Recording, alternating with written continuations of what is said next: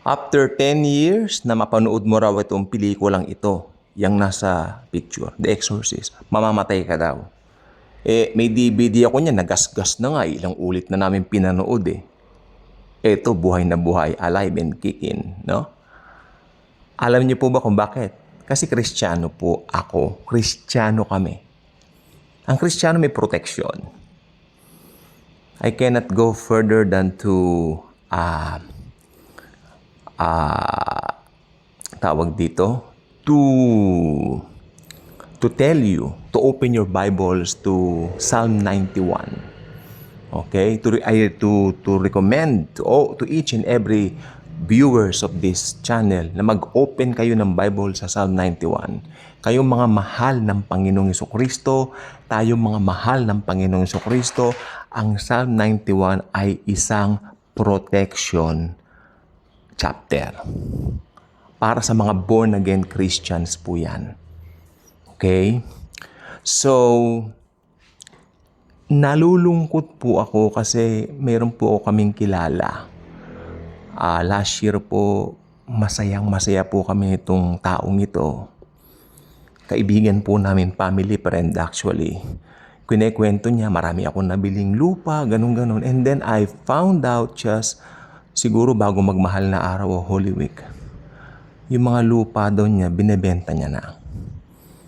So, I don't know. Baka mag-stay na lang, bumalik ng America or Canada. Sabi ko, Lord, nakakalungkot. Ako nalulungkot po ako sa ganyan. Ito po ay nagkakapilang dito sa BGC. Minsan, magyayaya, ganito, ganyan.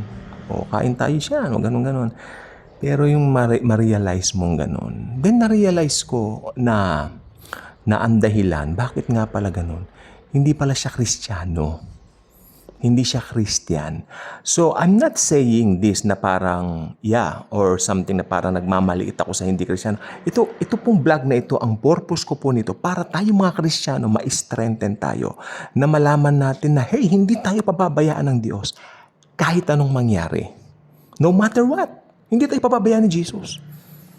Tapos, may kilala rin po kami, super duper yaman. Mayaman po. Ngayon, nakaratay, may sakit. Yung sakit po niya, rare. Mayaman naman. Then, hindi rin Kristiyano.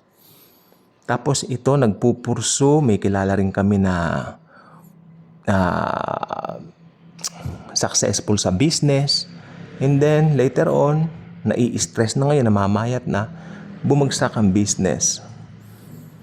Nagsara ang business. Hindi rin Kristiyano. Dito ko nakita na talagang kung maririnig mo, ito hindi naman po sa personally, pag narinig ko mga yan, nagpapasalamat ako sa Panginoon. Alam mo, pinagpapasalamat ko, Lord, thank you, born again na ako. Thank you, Lord, nakilala kita. Alam mo, yun ang pinakamahalaga. Meron din po ito, kapitbahay lang po namin, no naming names. Okay? Some years back, talagang masaya, maraming kaibigan. Ngayon, nababalitaan ko, nagtatago na sa dami ng utang. Okay? Galit na sa kanya. Hindi rin Kristiyano. Ibig sabihin, pag Kristiyano ka, protected ka talaga kasi nandun yung blessing sa iyo eh. Built-in ang blessing sa atin. Even yung protection. Sabi ko nga, ulit-ulitin mo man yung DVD ng Exorcist, hindi ka mamamatay. Walang curse ang pwedeng, ang pwedeng tumalab. Dahil lahat ng curse, nasa Galatia 3:13, inilagay na sa Panginoong Jesucristo. Kaya ang isang Kristiyano, anyone who turns to Jesus, matatanggal lahat ng kamalasan, matatanggal lahat ng tinatawag na mga jinx kanila, yung mga tipong parang may sa pusa, tinatawag nila, di ba? Mga ganyan. Marami. Ito pa. Huwag ka raw lalabas kapag nakakita ka ng pusa. Ngayon, lumabas lang kayo. Pusang itim, lumabas lang kayo. Alam po ba niyo, may kwento po ako sa inyo. Meron po nung medyo bata-bata pa po kami ng mga pinsan ko. May isang palabas po sa sine, manonood kami dito sa Mega Mall. Maaga pa naman yon, mga 4. So, ang showing, Makakarating kami ng Mega Mall naman kasi mula dito sa Sampaloc, Sabado naman yung madali lang naman ang biyahe, di ba? Ang showing nun mga before 6. Anong nangyari? Pagbaba namin dito, okay, sa may papuntang UST na kami papuntang UST na. May pusa ngayon na itim, tumawid. Yung pusang itim. Bigla kong naalala yung sinabi ng auntie namin, asawa ng uncle ko. Pag may nakita kang pusang itim, huwag kayong tutuloy, may masamang mangyayari. Alam niyo ginawa namin? Mga bata kami, no? Bumalik kami sa bahay. Nireport namin sa auntie namin na yun. Naku, mabuti hindi kayo tumuloy. Baka ma-aksidente kayo. Marami pa namang ginagawa mga flyover doon. Baka mamaya mapagsakan kayo, mahulugan kayo, ganyan. Ay, opo, namin. So, malay ba namin? Nadala lang po ako noon, pero during that time, nag-aaral na rin kami ng salita ng Diyos. So, pero hindi pa ganun kalalim, siyempre. We're kids, mga bata. Di ba? Mga teenager lang na gusto mag-happy-happy. Pero anong makikita natin dito sa dito sa lesson na ito? Naglalakad na kami, papunta na kami ng sasakay na kami, no? Kasi nung malapit na kami sa may UST, may pusa talaga na itim, may tumawid. Doon may parang yung may parang division na gano'n, di ba? Doon siya tumawid, gumanon. Hindi na kami tumuloy. So, tuwan-tuwa ang Diablo sa amin. Palagay niyo po. Nagpapalakpak ang Diablo. Mga siraulo, naniwala, sasabi-sabi. Pero ito naman pong kwento ko. Okay. Nung namatay po yung asawa nitong auntie namin nito, kasi ang uncle po namin yung asawa niya. Namatay na po yung uncle namin yun. Nakaburol ngayon dito sa isang funeral parlor. May mga pumupuntang magdarasal. Ito, malawak ng pananampalataya ko.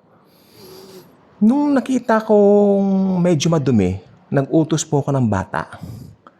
Kasi may mga pupunta nga, magdarasal nga po, di ba? Sabi ko doon sa bata, pakiwalisan naman, bigyan na lang kita ng 20. O sige, paano man niya.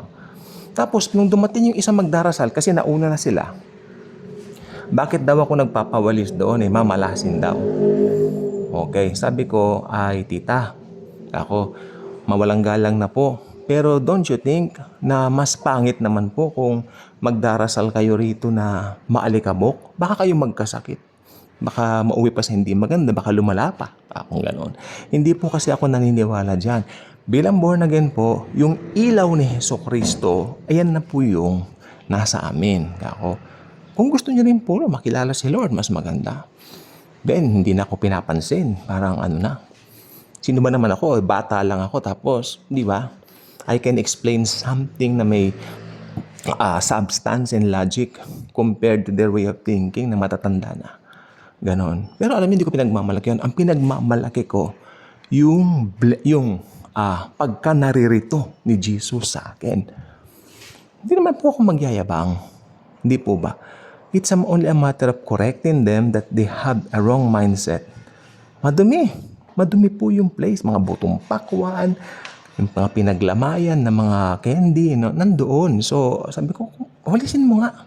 Hindi maganda nakikita, not pleasing to the eye. Ako, sige po, ganoon. Nahuli ngayon nung magdarasal. Ba't ka nagwawalis? Mamalasin. See? Look at that wrong mindsets. Okay? Meron pa nga, pag Biyernes Santo, huwag kang maliligo. Alam niyo kung bakit daw? Kasi raw, pag binuksan mo raw yung shower, dugo ang lalabas. Mga ganyan na, Pero sabi ng Galatia 5:1, malaya na kayo. Pinalaya na kayo ni Kristo, wag nang magpaaliping muli. Kaya kung hindi pa kayo subscriber sa ating channel, I invite you to do so. Click the notification bell, share this video, maraming magbe-benefit, maraming lalaya, maraming magiging masaya at magiging maligaya sa buhay. Lalo na kung makikilala nila ang dakilang tagapagligtas at Panginoon na si Lord Jesus Christ. Okay? So ito po ang intention ng vlog na ito, to promote the grace, the love, and the person of the Lord Jesus Christ. Wala tayong ibang itataas dito, kundi si Jesus at ang ginawa niya sa krus ng Kalbaryo. Dito, uulit-ulitin ko, si Jesus lang po ang bida, wala na pong iba. Kaya maraming pong salamat. Thank you, and Jesus truly loves us all.